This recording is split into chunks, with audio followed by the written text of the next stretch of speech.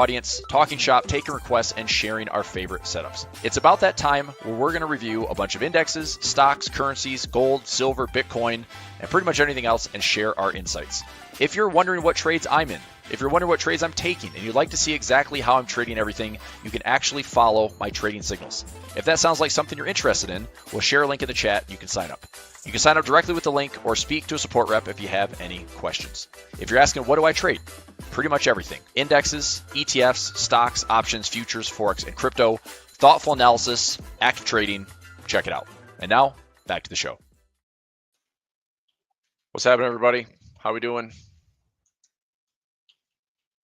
Just typing in one quick update here.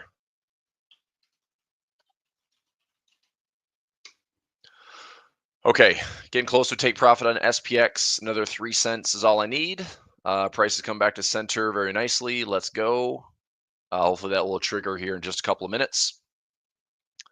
Let's take a look top down. Markets are a little rattled from yesterday's sell-off. We had intraday movement was decent. We had a high at 63. That was a gap through the CPI announcement. Markets dropped, 1%. I guess that would have been the close yesterday. So we dropped about 0.94% on the SPX yesterday. We dropped, I want to say something comparable to that in NDX or Nasdaq. Nasdaq's dropping a little bit harder today. Oh, where's today? Let's go QQQ. A little bit more follow through today. See if it turns. Time will tell. Don't turn too hard on us now. I'm trying to see if this floor will stay around 62.40. I kind of like where it is right now to get me my profit on SPX. So far, this is pretty good. I'm looking at a potential top today around the 6,300 handle, potential bottom at 62. That's a rule of 16 on the VIX based on current levels. VIX is around 17.13. We had a reaction on the VIX at the 8:30 news, which was PPI. It came in with a hot revision, but missed on both. And something tells me like, that's weird. 0%, 0%. But the revision from a 0.1 to 0.4 and a 0.1 to 0.3. I mean, inflation is not doing anybody any favors right now. Like yesterday, CPI was hot. PPI today, outside of this, lower than expected, probably likely to be revised higher, just like this was last month. So we'll see what the market does. Yeah, I think it's a revision that I'm probably the most cautious of, and then CPI prints yesterday were not too great. But I'm just trying to get out of my SPX trade this morning for a couple of bucks. I need about 5 more cents. It's got to be close. So maybe probably in the next 9 minutes, I should be able to get out of this trade if price just stays where it is. Price goes up a little bit, that makes it easier. I got this trade centered out around, I think around 50-ish. So between like 50, 55, that should be able to push this thing into profit for me.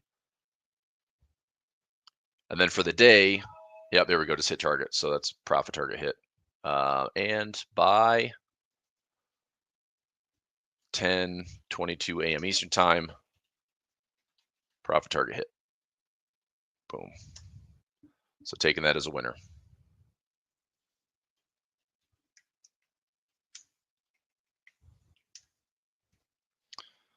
Cool beans.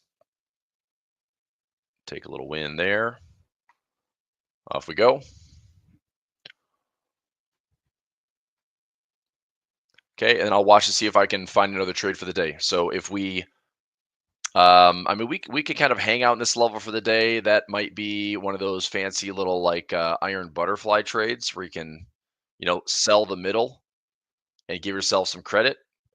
But I don't know if we're going to get directional. If we get directional, there's room to kind of go up into the 75, 85 zone, high of the day around 6,300. My concern is to the downside. If we break 62, there's not much stopping this market down to 6,200. So I think if we're going to hold here for the day, that's understandable. But if we break, I actually want to be fairly bearish, going down to like 62, going down to maybe even 6,000 over the next couple of weeks. I think this is kind of the pullback that I've been talking about. But we just have to break some support. Right now, intraday, if we don't break this support, then it's just noise. After yesterday's intraday move, I mean, today might be a little bit quieter, right? Market kind of like allows some intraday ventilation where things move a lot intraday, and then the next day it's like tighten it right back up. So the VIX today is kind of all over the place.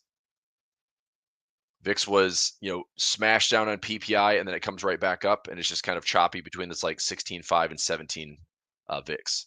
So still looking at a potential plus minus 1% on the day. And that puts, like I said, right around 6,300 to 6,200. But the market may go nowhere, which is, I suppose, understandable. Let's go currency strength. By the way, today I have a hard stop at 11, so I'm going to try to get through as much as I can. Flow wise today, New Zealand getting hit pretty hard this morning at 10 a.m. Swiss getting weaker. That's fine. Not a lot of volatility today in currencies. Japanese yen up, dollar up. Interesting. So Swiss weakest, New Zealand weakest, JPY and dollar getting stronger together. Strange. But that's where we're at for currencies today. Quick peek, SPX is flat, Nasdaq is down, Dow is up slightly, Russell coming back. I mean, Russell was down almost 2% yesterday. It was down like 1.86 or 1.9% yesterday, and now it's back up 0.6. So that's okay. Just, I mean, you don't have like perfectly correlated US markets right now. The S&P and the Nasdaq are being dragged up by, I mean, Nvidia was a big pop this week on the H2O chip. But we are fading. I was looking at a summary here for financials. Conclusion.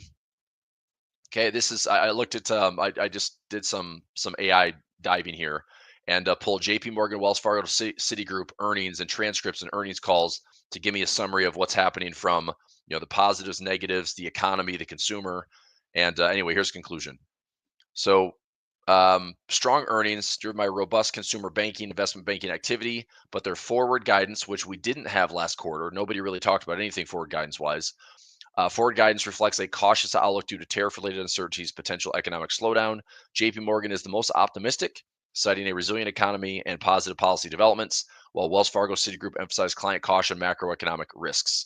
The bank's collective view aligns with JP Morgan Research projection of robust but volatile growth in 2025 with a significant recession risk driven by trade policies. That recession risk, by the way, is around 40%. So big investment banks showing about a 40% risk of recession. It was as high as 50 to 60% earlier this year, obviously during all the drama in March and April. Balance between strong fundamentals, external uncertainties, defends your economic outlooks. So anyway, for the most part, it's uncertainty, caution, but resiliency. And as I emphasized yesterday, if the housing market can't crash, if the economy doesn't, if the consumer doesn't crash, if the bond market doesn't crash, if the dollar doesn't crash, those are all ifs, but those all shouldn't just crash fast. And we don't need all of them. This is one of them. It's like that's your stool. You got four legs on the stool. If one thing cracks and breaks, everything else comes with it. So what is interesting to me is like right now we are hearing a lot more tariff talk out of Donald Trump. And I don't know if he's just getting brave because we're at all-time highs and he's like, well, clearly we dodged the bullet here. And I'm just going to be, more aggressive on throwing like it's kind of like the Oprah Winfrey thing, like you get a tariff and you get a tariff. Look, August 1st is a tariff deadline. I don't know what it looks like. I do know that coming into Liberation Day, the markets were anticipating like an understanding about a 10% blanket tariff across the world. That's what the markets were anticipating. That Liberation Day rollout was nothing of the sorts. So that's why the market reacted so unfavorably. And then clearly the pivot was aggressive and we're just pause. Let's not talk tariffs for 90 days. How about that? Well, now we're starting to speak back up. Brazil seeing tariffs, copper sees tariffs, pharmaceuticals, starting low and maybe up to 200%. So I saw this morning on Pfizer. What the heck? So it's like nobody's safe. It's like, is it just like sector by sector by sector, just just picking them off? And once you have like the tariff crosshairs on you, can you survive it? And then it's like you don't have to worry about it anymore. So anyway, again, it just creates a lot of uncertainty, right? So what does that all mean? I just think we have a correction. The big question is a pullback going to see a dip or a pullback going to see way more of a correction that is like, okay, well, the Qs have ripped up 30+%. Is this market going to be pulling back into something like equilibrium? Maybe we don't take out the April lows again, but we pull back into a level like everything I've been talking about. How about this giant 3, 4, 5% US China trade agreement gap? That to me would be a nice equilibrium for price to find and then figure out where do we go from here? Like the reality is, are we going up or down from maybe pulling back to it?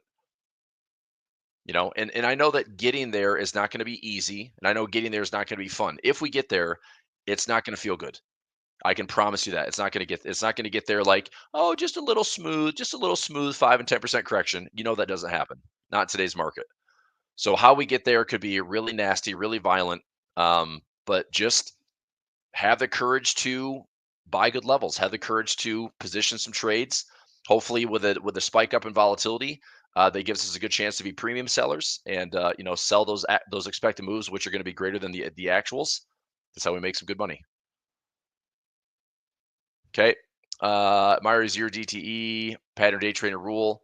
That's on a margin account. Yep. But there's workarounds. It's easy. I do it with members every single day. I've got members that have two small accounts, right? Small account here with Interactive Brokers, small account here with Tasty Trade, Thinkorswim, E-Trade, Fidelity. So two brokers, small accounts. You can trade 2 days a week and 3 days a week. No pattern day trading, right? That's a workaround. You can also trade futures. You can trade ES, MES. You can trade futures. There's no pattern day trading in futures. So for futures options permission. So not hard.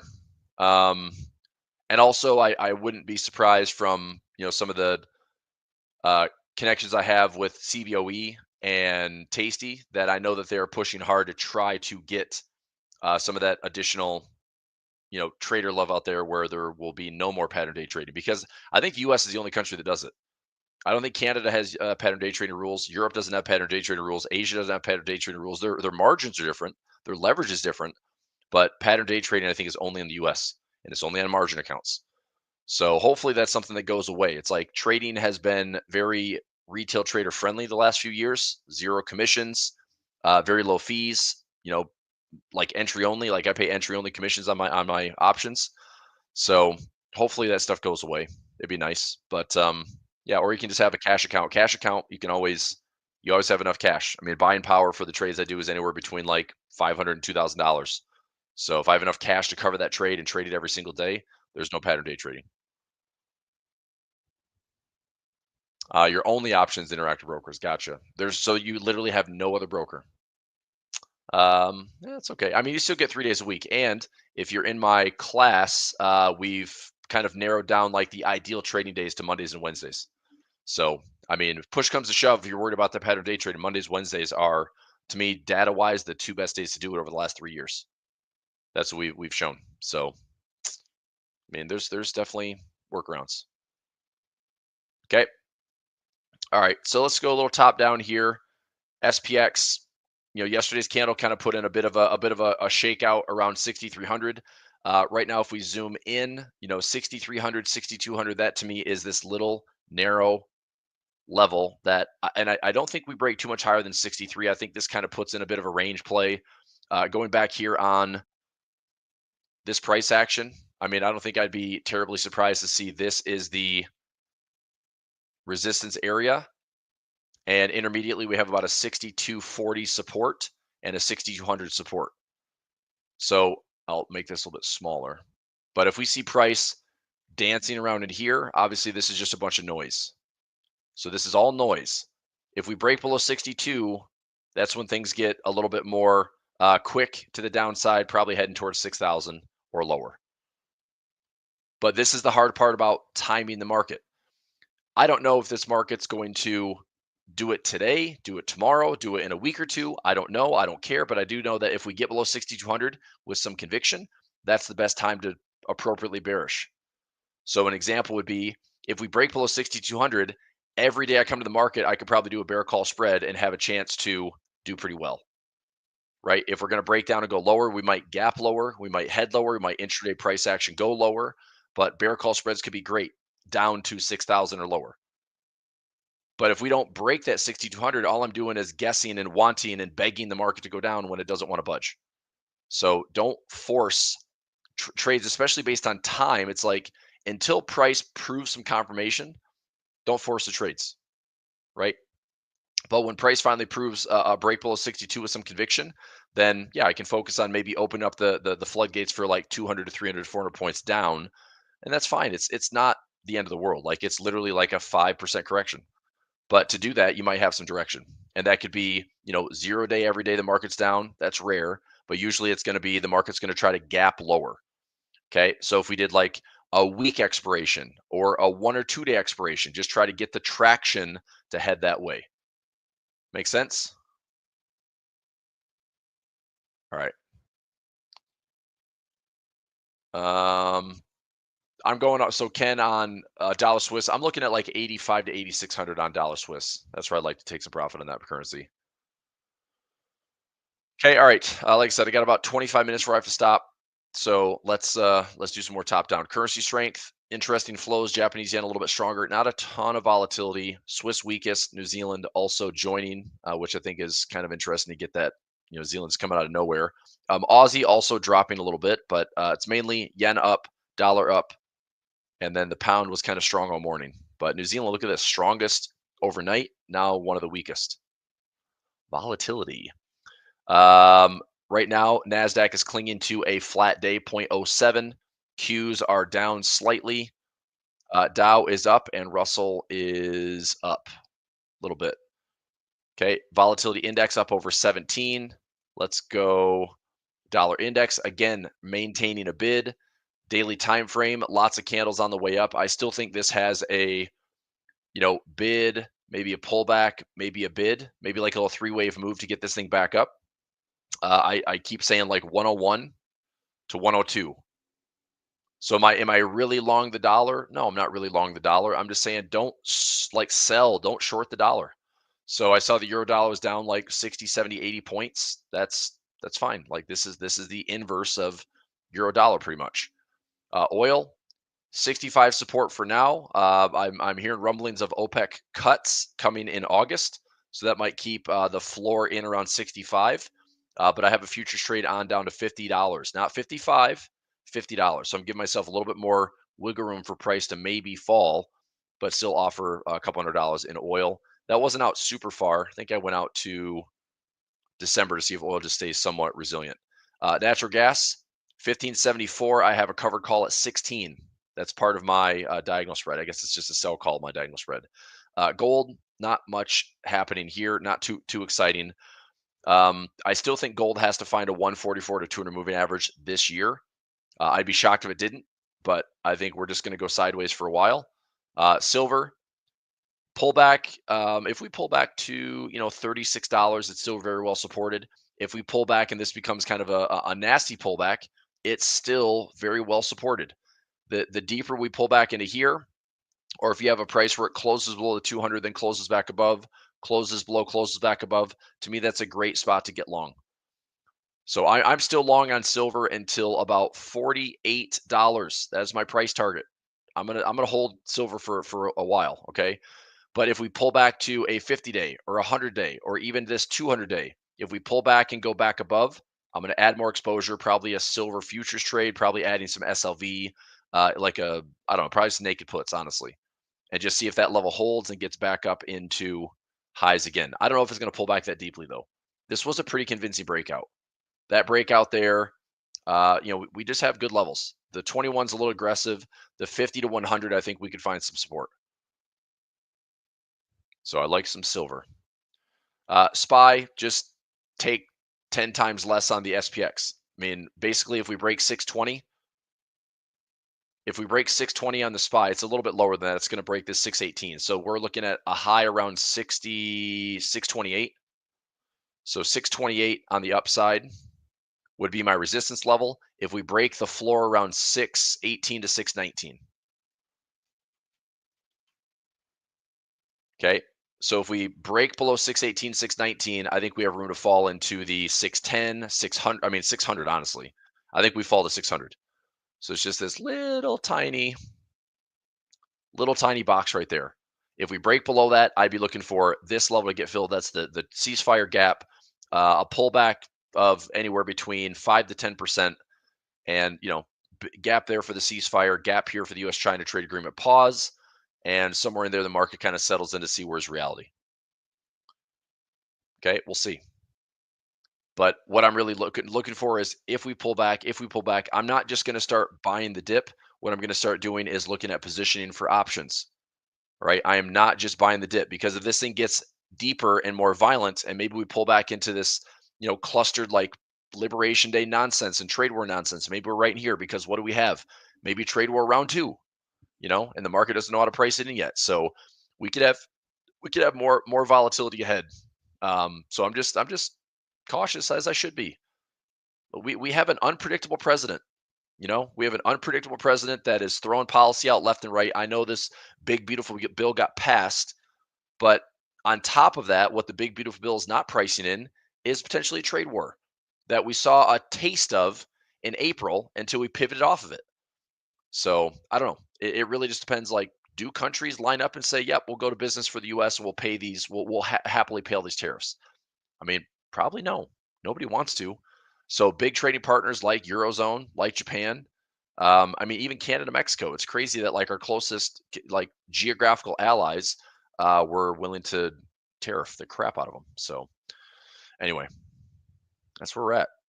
A lot of uncertainty. All right, oil, we're good. Gold, silver, we're good. Bitcoin, 118. So we got up to 123, 250 roughly. Nice little pop on Bitcoin. Possibly a pullback to the previous highs at 112 again, 112, 110, possibly pull back there. I still have a measure move towards 132, almost 132,500. I'd like to see it go higher, obviously. But like we've seen in the past, accumulation of Bitcoin, accumulation of Bitcoin, accumulation of Bitcoin, right? So if we are going to go up, pause, up again, pause, up again, pause, if we draw a really aggressive trend line, if we start to get on the right hand side of that trend line, maybe that's a good spot to be taking some profit.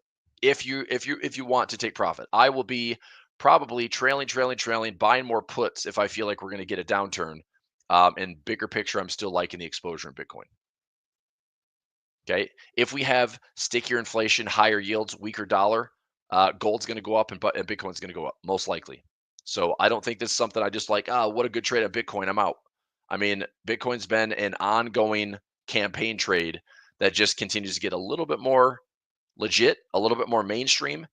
I was just listening to a podcast episode yesterday, and it's a big like multi-billion dollar fund, and they're like, nope, we don't have any exposure in Bitcoin. There's no history. It's like, I get it that gold has thousands of years, but Bitcoin for the last 10, 11, 12 years, actually I guess 14 years now, has, I mean, I get it. Like it's an uncertainty for like old school, like archaic funds and 60-40 portfolios. But I think if you have, as a trader, I think it's crazy not to consider the asymmetry of Bitcoin. You can always trade with defined risk. I could allocate, if I have $100,000 portfolio, I could literally put in $1,000 of Bitcoin, and if that $1,000 helps me make an extra 1,000 to 2 to 3 to 4 to $5,000 a year, that's good performance. And that's just a little bit of exposure. So it's funny that it's like, well, you can get 4% risk free. It's like, is it risk free though? Is it risk free? If US ever defaults, and I mean, if we have a president that would push us towards the brink of default, it's probably Donald Trump. The guy's had countless bankruptcies in his career. He bankrupted a casino. Like, I know the country's not a casino, but if we're trying to just like leverage our way through and grow our way through debt and a fiscal deficit, I just don't think you can treat a sovereign fund like something you're just going to default on, you know? So anyway, but yeah, I would say that would be the power of Donald Trump. If we're going to push towards something to just do a sovereign reset, he'd be the president's like, what? We're just going to reset. We're just going to call it the Amero. We're going to call it something else. We're going to have everyone do like, our $37 trillion is going to be worth one coin. The Donald Supercoin is going to be what covers $37 trillion in debt. Anyway. All right. Bitcoin's resilient. I like it. We're at highs. I think there's more to go. I like the 130s for a measured move. Game theory gets us up into higher levels, maybe some exponential trading, like, the big hockey stick growth that a lot of stocks have been doing since April. If we start to see some fun and exciting stuff there, obviously that gets me a little bit more cautious on trailing stop losses. MicroStrategy still hanging out at 447. Earnings on MicroStrategy, which honestly probably mean next to nothing out into August. So I'm still looking to do some flips here for MicroStrategy to get some income. I did some rolls yesterday that ended up pulling me in $20 of credit, so that wasn't too bad. Coinbase, I have a little call condor on this one. Price can go up to 455 before I take in any heat. And if it does get up towards 420, 30, 40, I do have a potential profit trap on this as well. This is in Pulver Alerts. There's Coinbase. This is a call condor. Right now, it's up 7%, no big deal. But the nice thing about this trade is if we like slowly incrementally go up, and I can stay out of the way of that 455 threat zone, I potentially have a $5 profit trap. So there is a chance that this 58-cent credit could pay an extra 100 to 200 to even up to $500 bonus. So that's the profit trap that looks something like this. Price goes profit trap, and then I take on risk. So I have credit coming in. That's my 58 cents right here. And then I have the $1, $2, $3, $4, $5 bonus trap. If price is between 450 and 455, so 451, 2, 3, 4, 5, all bonus trap, which is kind of nice. Actually, I take that back, 445. So it's 446, 7, 8, 9, and 50. And then once we get 450, that's my max profit trap. So, and the reason I did that is because the call skew and the call premiums were so high on coin that in order for that price to really be threatened, we'd have to maintain about a 3-4% move a day in order for that trade to be threatened by July 25th, which is before earnings, by the way. Earnings, I think, is the 31st. So hopefully we don't have like a huge nasty ramp up into earnings. Obviously, earnings can blow through the highs and lows, but I'm trying to get out of the trade before earnings. So I kind of like that position. All right, we'll keep an eye on it. What else? Japanese yen down quite a bit. This is the inverse of the dollar yen, like I mentioned, right up to the 149 handle. I'm not sure if anybody is really excited to short this, but I'm not. I'm just going to wait. I think you just be patient on every yen pair. But we have a channel right now in dollar yen. Maybe it hits some resistance here. There's strong support. So maybe this becomes resistance and then sells back off, and then buys again and then sells back off, and just monitor the structure. Does this go all the way back down to the lows? I mean, not a bad spot. If you're looking to sell, tight stop loss, there's potentially a pretty good trade there. I mean, I'm not guaranteeing direction or anything, but if you have a pretty low risk to high reward, it's a good setup. You know, if you're going to take this down to a smaller time frame, try to get some confirmation. Fed share position I find concerning. Yeah, but it's honestly, I just don't think you can just remove. You can't just oust the Fed chair. You can't just remove Jerome Powell. He's not just going to resign. I mean, look, the Fed is going to cut in 2025. Most likely, the Fed is going to cut. Okay, they're not going to cut 50 basis points or 100 basis points per meeting. They're going to cut probably 25. Why? Because we are showing that inflation data is still not going down, right? Tariffs, rise in yields, higher inflation. So we don't know the extent of tariffs and inflation, but we do know that data-wise, month to month, it's coming in hotter. PCE is coming in hotter, CPI is coming in hotter, PPI is coming in hotter. So I just think that the Fed right now, it's like, okay, we're willing to cut to be a little bit less restrictive, but the real game that the market is playing is with the bond yields. So if either the bond yields are range bound between like 4.2 and 4.5 or 6, this is where things get questionable. We come up here, that's going to break the market. You know, it's like there's a reason that the market's still gone up and yields have been sticky for the last couple of years. We haven't really had a threatening 10-year level yet. Not yet. It's not fun. Everything's more expensive, but we haven't had a real threat. Like the basis trade is what the threat was. And so it's the rapid change in rate that is the disruption, right? It's like that's one thing you have to remember. The markets, for the most part, can absorb and digest a lot of things. They can shrug off a lot of risk off. They can absorb and believe in a lot of optimism. But it's like the slow, steady drip and consistency is what the markets can have. The tough part is when it's a rapid change. If all of a sudden our earnings revisions, like let's say the US is like, oh fudge, our 22 times earnings for the S&P should be a 19. Boom. All of a sudden we see a massive correction, right? if our yields spike up 50 to 75 basis points overnight, like they did here during April's basis trade blow up, the market's disrupted, right? That's when like credit spreads blow up and things are crazy for a couple of days. Um, Again, you got to give the market a lot of credit for after crazy stuff happens, things tend to really tighten up. It's almost like everyone just kind of goes driving along on autopilot, and then it's like, we probably all done this. You're driving late at night, you kind of swerve and veer off the road, and you hit the little bumpers on the side, and then you get back in swerving lane. But what we're doing here is we hit maybe the guardrail, and then we come back. So it's just the market, just getting that like that snap of reality. It's like don't break anything, and then we're back to like trying to stay, on the road.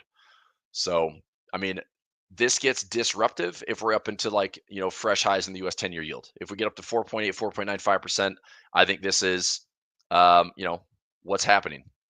I think something breaks. I think that this is a big risk event for the bond market. This is something happening in yields, which would be like the big old bond vigilante trade all over again.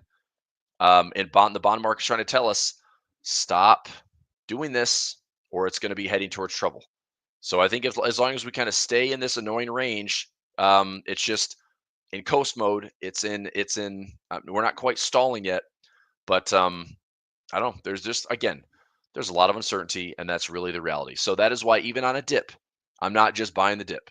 On a dip, I'm going to position for options, give myself a wide margin for error, and plan on making some income. Income for me is fine in 2025. I've made lots of income in 2025. I want to make more income in 2025. Okay. I'm running out of trades because the upside from April's low, I think a lot of these have been achieved. When you've got triple digit upsides from April lows, I don't get that excited about a stock that, like, how much higher does it go? Right? AVGO up 100%, Nvidia up 100%, stocks up 70, 80, 90, 100 plus percent. How much higher do those go? As opposed to the stocks that have gone up maybe 20%, 30% from the lows. Do they have more to catch up? Maybe that's a rotation. So there's possible rotations coming in 2025. I just don't know if they're going to continue to rotate into, let's say cheaper, more value driven tech, or if it's going to be more of the defensive sector because that type of uncertainty is still high. So we'll find out. Like, time will tell. Just not easy, you know. So it's trader stuff. All right, let's keep going. I've got about 7 or 8 minutes where I have to go. Uh,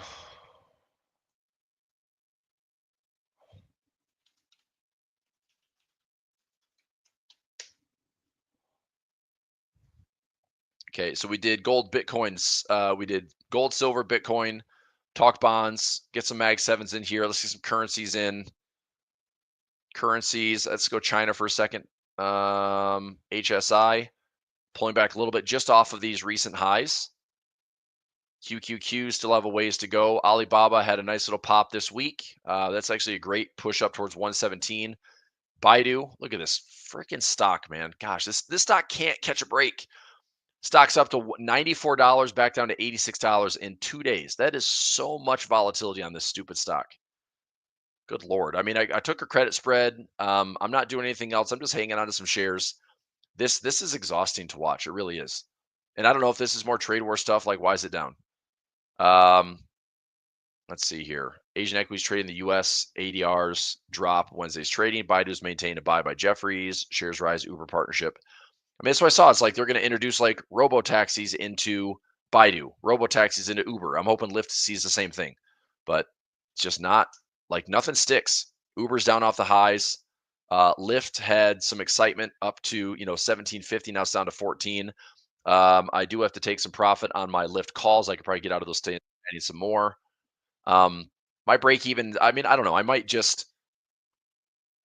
I hate to do it. I'm going to see what type of extrinsic value I can get out of it, but I might just take the profit. I'll look at my break even on Uber or on Lyft. I'm going to go LYFT break even. Okay. I might just do like a 15 or 16, and if it doesn't hit, I'll just pull in that credit. That probably wouldn't be terrible. Let me look and see what my break even is right now. So I bought some shares. Break even's 1204. 1204. So I can do some work on lift. Covered call wouldn't be that bad. So right here for the 18th, I mean, I could sell. Are you kidding me, dude? I guess it's only a few days away. Let me go out to next week. It's kind of bogus trading at 1487. I mean, the premiums are just not that great, unfortunately. But if I get it called away at 15, that's still making about $3.30 a share. That's not awful. I have like 1,000 shares. So what initially was like, hey man, I'm up like 10 grand on Lyft is now, faded a little bit from the couple dollar retracement. Um, but maybe towards August 1st, earnings on the 6th. This is a pre-run. Not bad. I could probably get $15. I think I'm gonna do this. August 1st, expiration, 15 cover call, and try to grab like 46 cents credit. So that brings my cost basis down to about $11.60. So 11.60, get it called away at 15. If it gets called away at 15, that's fine. I make, 340 a share. I'll make some money on it. Doesn't have to be awesome. But yeah, and if I want to, I can roll it again. But I don't really want. If I can get out of the trade prior to earnings, I'm actually fine doing that. You know, and watch earnings be like, boom, it rips up to the upside. So we'll see. I think I'll get out during earnings, then maybe just add protection. I don't know. It's in the Pulver alerts. I'll figure out what I want to do with it. So, all right, I got to go here in just a couple of minutes. Sector wise, let's take a look here. Performance. I thought this is interesting for 2025. Let's go year to date. Okay. So S&P is hanging out about 6% for the year. Communication services mainly led by what? Is this Meta? Netflix? Netflix. Okay. So what's your big weighting here? Meta, Google, Netflix. That is why the sector's up 9.48% because of those three stocks. You have discretionary down for the year, staples flat, energy now flat. A lot of volatility after the Middle East disruption and prices have been all over the place. Financials pretty steady. They pulled back a little bit off these recent highs. Industrials crushing it this year, actually. What's leading the way for industrials? Weight wise, GE Aerospace, RTX. You got some of the aerospace and defense. Uber somehow is in the same mix as Caterpillar, Boeing, and defense and aerospace plays. But interesting weighting. Like this thing's up, 59%. So just with that weighting, it's just a lot. On industrial holdings is getting a lot of like the defensive love right now, which is kind of interesting. That's the leading sector this year. Technology has made a hell of a comeback in 2025 from one of the worst sectors and one of the most beat up sectors through March and April into now, one of the leading sectors as well. So incredible resiliency, obviously led by AI hype, hope, optimism, better margins, and no jobs. Like they're not hiring anybody. Tech is not hiring, unfortunately. Who are the big holdings? Nvidia. If you put 16% of your portfolio or your sector in Nvidia and it's up 100%, you're going to have a pretty good sector. Microsoft. From the April lows. Apple. Okay, fine. But just Nvidia, Microsoft alone, I mean, you're talking two of the three largest companies in the world with almost 30% of the sector being weighted. So obviously that performance has been pretty good. Palantir's up there as well with one of the bigger rips this year. Oracle, Cisco, some old school legacy tech, Broadcom up 100+% from the April lows. Just crazy stuff. So yeah, just an interesting snapshot of what's kind of leading the way this year. I wonder if tech continues to climb. I think in order for us to have tech climb and lead the way, we still have to have a healthy bull market. If we start to see more industrials, materials, utilities, by the way, aren't bad this year either. It's just not your typical growth bull market. You've got tech resiliency and you got tech hype, but a lot of the growth this year that's been steady has been industrials, utilities, materials. Crazy.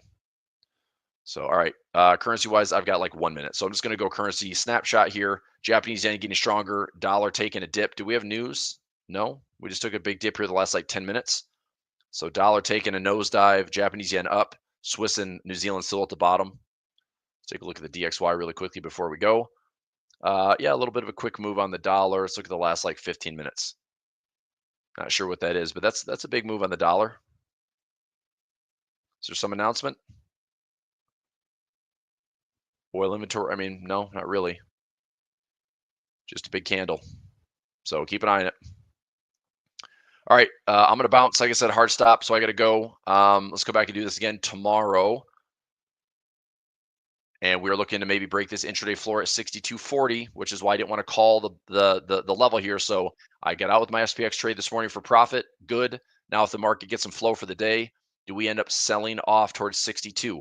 This to me is open space. I don't think we will make a big move. That'd be 2 days in a row, but you never know. So I'm just going to wait and see. I will be looking to maybe catch a floor down here around 6,200 if we get there. Okay, but if we just still hold 62.40, bounce here, like this might be a big fake out trade where the market goes, pokes, and then goes back up. So just watch this intermediate floor. If we break below it, there's room to drop to 62. If we break below 62, there's room to 6,000. 6,300 continues to be resistance for right now. Just keep that in mind. Okay, wise goals. I mean, come on, man. I don't think skyrocketing is really the word, but it's probably moving. Right? I mean, look at a daily chart. That's not skyrocketing. I'm sorry. That's just gold has turned green. And it's probably because the dollar turned red. To the moon. That's right. All right, I'm going to let you go. Come back and do it again tomorrow. See you. Bye. Thanks again for watching today's show. Our goal at A1 Trading is to continue to share free value to our audience through daily videos and articles, keeping you up to date with the latest market coverage. If you enjoy our content, make sure to subscribe for more. From all of us at A1 Trading, have a great day, and we'll see you next time.